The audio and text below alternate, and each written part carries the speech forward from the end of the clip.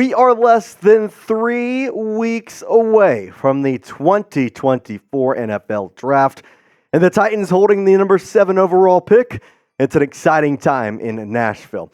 We appreciate you joining us here on Titans Today. I am your host, Jace Andrews, and the draft is coming quick, which means you got to subscribe because Titans draft coverage you're not going to find anywhere better for than right here on Titans Today.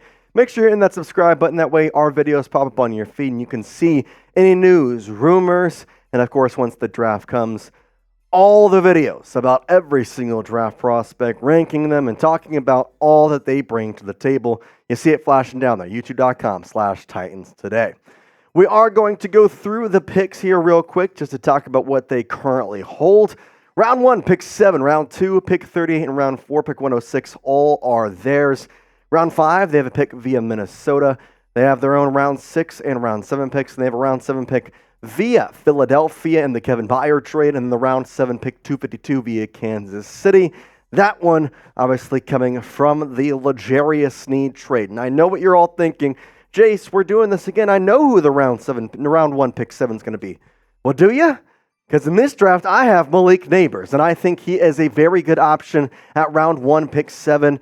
And I feel as though he honestly works well, especially because I have a little bit of tricks up my sleeve for later on in this draft. I love Malik. I think he honestly, and this may be a hot topic and maybe a high take, but I think he is really, really close to Marvin Harrison Jr. in being the best wide receiver in this draft class. People don't see him that way. They see Marvin Harrison as way far and above, but I don't think it's that way. I think Malik Nabers is really neck and neck, and in some ways, there's a chance maybe he goes before him. I doubt that happens, but there's definitely a chance. 1,500 yards this past year. Holy cow. 17.6 average, 14 touchdowns, just 5 drops on 89 receptions. He was a star for the Heisman Trophy winning Jaden Daniels and, of course, the LSU Tigers. He fit in well. He does a lot of good things. And the way I look at this, if you draft Malik Nabers and you get this wide receiver room of DeAndre Hopkins, Calvin Ridley, Malik Nabers, and Treylon Burks, yeah, those are all amazing guys. And Burks, by the way, is a former first-round pick. This looks so man. I just have 3 words. Oh my gosh. The league is screwed if that happens. That's the best wide receiver room in the NFL. Straight up. I will just say it as it is. You have DeAndre Hopkins, Calvin Ridley, and Malik Nabers. Name me a wide receiver room that is better. Name me one. Name me. The only one I would even remotely accept is the 49ers with Deebo Samuel, Brandon Ayuk, and Juwan Jennings. But at the same time, I don't know how much longer Brandon Ayuk is going to be on the San Francisco 49ers. And so, this wide receiver room trumps everything, and it's by a large margin. Now, I know what you're saying. Jace, yeah, the wide receiver room's great, but what are we going to do? Our offensive line still needs help. Well, trade alert. I made a big move because I want another first-round pick, and it only took 2 second-round picks to do it. I traded the Cincinnati Bengals, the 2024 second-round pick that the Titans currently possess at number 38, and their 2025 second-round pick to move up to the 2024 first-round pick number 18, in which I got Olu Fashanu. There's your tackle. There's the guy that people talked about wanting 4 or 5 months ago. You got him at pick 18. Yes, I did this through a mock draft. Yes, he was available. And so I asked the question, do you like my trade to get Olu Fashanu? Do you think it's worth it to give up a second-round pick this year and next year? Now, I know your picks next year are dwindling, but at the same time, you still have your first-round pick, and I have to say it. And I know we say this every year. This draft is by far better than what I think next year's draft will be. So I'm putting all my eggs into this year's draft. Y for yes if you like the trade for Olu, N for no if you don't like the trade, you want the pick next year or the second-round pick this year. Olu as a whole, though, has been an amazing guy at Penn State in his career. This past year allowed no sacks with a 78.8 PFF ranking, 10 hurries, just 4 penalties. He didn't even allow a single hit. That's how good this guy is. He's a refrigerator with arms. He's going to block everything in sight, and you're not going to get close to Will Levis if you have him on the left edge. And that's where I think they would put him. Obviously, it stinks. I think Joe Alt is a very, very good tackle, but at the same time, with this situation, you get, in my mind, the second best tackle available plus the second best wide receiver available in what is maybe the best wide receiver in offensive tackle draft class we've seen ever. And that's not fronting. Obviously, though, you don't have a round 2 pick because you traded away, and you don't have the round 3 pick because you traded that last year for Will Levis. And so we go all the way to round 4, pick 108, where you get Tommy Eichenberg, the linebacker from Ohio State University. I think he fits in well in a lot of facets with the Tennessee Titans. His coverage stats is what I want to look at mainly here because it's very good. Only 207 yards, 24 attempts on him, 18 completions he allowed, 0 touchdowns, no pass breakups, no interceptions, a QB rating of 100, which isn't exactly the greatest, but he has the ability to be that coverage linebacker if needed. Now, obviously, if you go through his career stats, he's a lot more than just a coverage linebacker. His tackles for loss are great, 2.5 this past year, but then you look at 2022, 12. This guy put on an absolute clinic that year with 120 tackles. Ohio State as a whole was honestly a better team in that year as well, so I think that does help out. And then back in 2021, 64 tackles, 6.5 sacks, 1 interception in both 21 and 22. I think this guy helps out more as a true linebacker. Right now, I love Harold Landry. I think he is a great addition to the squad. Obviously played great last year with Tennessee. I think he's going to be great this year. However, I want more linebacker help with Jack Gibbons. I don't know if I trust him fully. I think Eichenberg could slot into that role. And honestly, it's a round 4 pick. You're probably making him, at best, a rotation guy. He's not going to be a starter, but he'll get in a couple snaps, and that's kind of what you see fit for him. I think he's honestly a great pick, especially for the value here at round 4. One of the better linebackers still available, and one of the linebackers that I think would fit in well with Tennessee, which is something that I think is important and must be taken into consideration when Ran Carthon does make his draft picks. Before we get on to the other picks, I got to tell you about Game Time, your one-stop shop for all of your ticketing needs, whether it's sports, music, comedy, theater.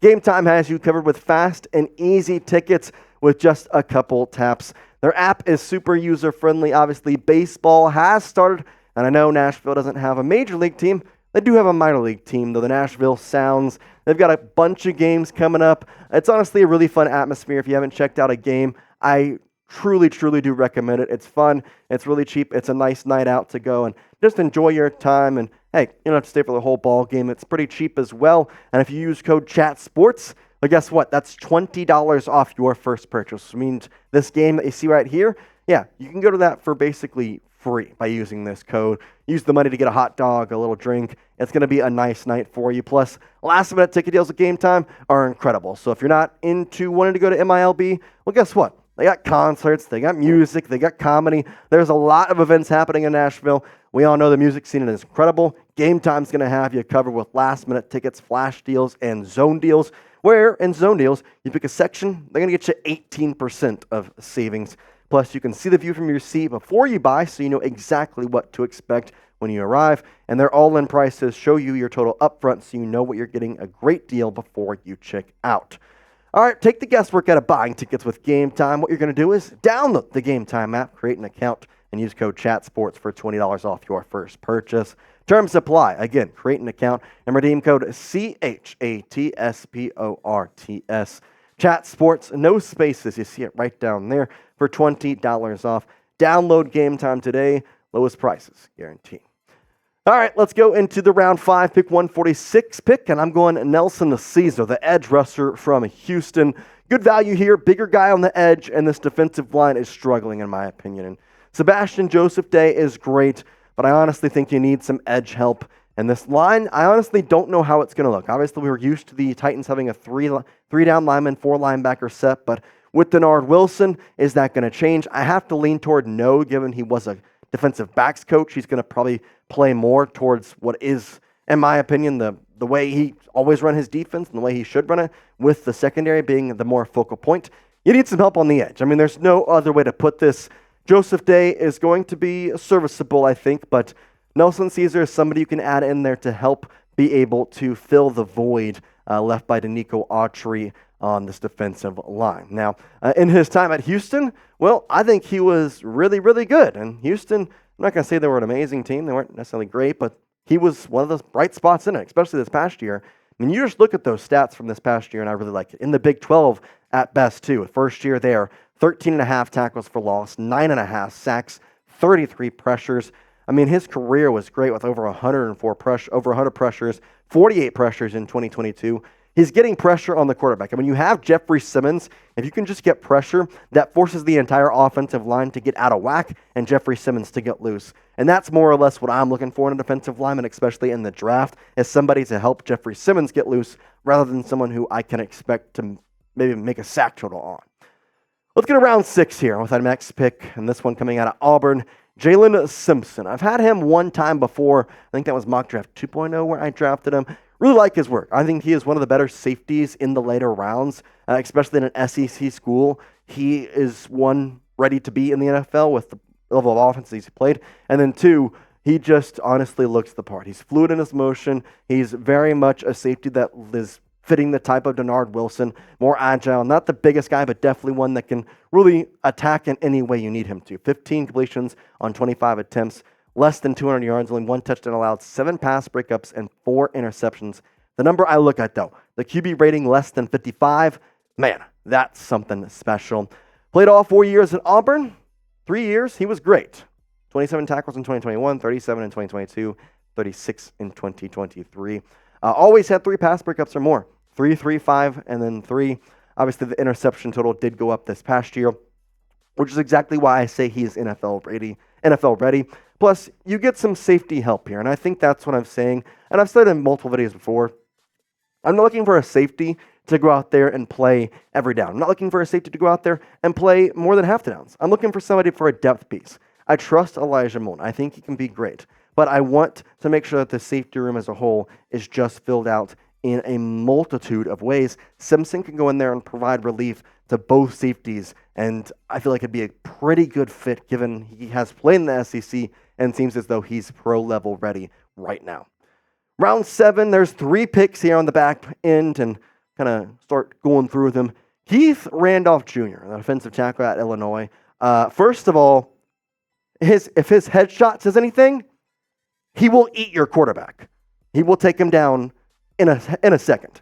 Pretty good with the Fighting Illini overall. 4 seasons. I'm not going to say anything was special, but still very good. His major year that he, honestly, probably the big reason he's getting drafted was 2022. 32 pressures, 4.5 sacks that year, 13 tackles for loss. That was his kind of breakout year, you could say. This year, a little bit of a step back, 13 pressures, 1.5 sacks. Only did play in 10 games. Had a couple injury issues, but overall, he was pretty healthy throughout the year. Obviously, 10 games played is still a decent amount. I like what I've seen from him, and the headshot alone makes me want to draft him. So, yeah. Trey Knox, get the tight end here from South Carolina at round 7, pick 242. The tight end room is pretty good. I like Josh Wiley as a backup tight end to Okonkwo. However, I still do feel like you want somebody who is serviceable as a tight end 3, and most of the time, the Titans have kept 4 tight ends on their depth chart. I know that we're entering a different realm with a different head coach, a different offensive coordinator, a different defensive coordinator, a different special teams coordinator. I mean, this entire coaching staff has been overhauled, but I still feel as though 4 is the right number. Plus, you're in round 7. You're just throwing darts at a board. At best, he's probably a practice squad guy is what I'm kind of seeing. Round 7, I'm going to go edge again with Khalid Duke. One of the guys that has actually been coveted around 7. I think there's a lot of teams that really want him in that back half of the NFL draft at round 7, pick 252. Again, you're just kind of throwing darts at a board here, hoping something hits. And Khalid was really great at Kansas State as an edge rusher. Bigger guy, could potentially move him to defensive tackle if you needed to, and there's a lot of ways he could do it. All right, so you see my round 6 pick, and then my 3 round 7 picks in the 4.0 mock draft. Here is a reminder of my round 1 pick, the trade up for Olu Fashanu back in round 1 at 18, and then the round 4 and round 5 picks. Given what you've seen, I want you to be my judge here. Grade my Titans mock draft 4.0. Are you giving it an A, you giving it a B, you giving it a C, or you giving it an F? Do you think I stink at this? Let me know what you're thinking, A, B, C, D, or F. There's B. A, B, C, D, or F, whichever letter you think I am deserving of. A obviously being the best, F being I should probably get fired. So let me know down in the comment section what you think. And again, hit that subscribe button. For now, Titans fans, we'll keep you updated with all things NFL draft related. But for now, tighten up and peace out.